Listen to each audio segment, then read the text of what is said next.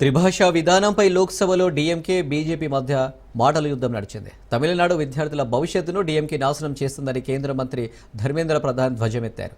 హిందీ భాష అమలు అంశంలో తమిళనాడు ముఖ్యమంత్రి స్టాలిన్ ప్రజలను తప్పుదోవ పట్టిస్తున్నారని ఆరోపించారు. త్రిభాషా విద్యా విధానాన్ని తమిళనాడు వ్యతిరేకిస్తుందని, తమిళనాడు ప్రభుత్వం ఈ అంశాన్ని రాజకీయం చేస్తుందన్నారు. కాగా మేము త్రిభాషా విధానానికి వ్యతిరేకమని బదులిచ్చారు కనిమొళి. వెంటనే ధర్మేంద్ర ప్రధాన్ తీరు మార్చుకోవాలన్నారు. ఆయన తమిళనాడు అవమానించారని మండిపడ్డారు. Withdraw my word. If it hurts my word to anybody, I withdraw my words. I don't have an issue on that. But regarding the rightly, Kanimoji took lead and invite the Education Minister of Tamil Nadu with a good spirit. Let something should come out. And I was also upon on that discussion. At one point of time, they have agreed, and we have agreed certain things. Don't shout! Don't shout, please. You have courage. You should have courage to listen the truth. They went back. My information, they mentioned all these things to Honorable Chief Minister of Tamil Nadu. He also given consent to go ahead. Later on, some internal issue came up.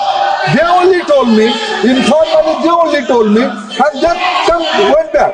This is unfortunate. Today, again, I mentioned that thing. Today is the 10th March. Let they come out with the MOU signing program.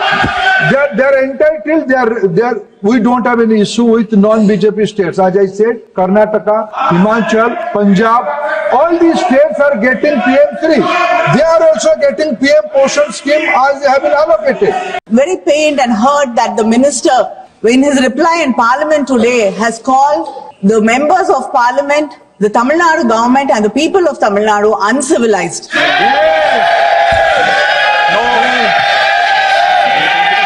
Sir, ma'am, and met the minister representing that SSA funds have to be released to Tamil Nadu.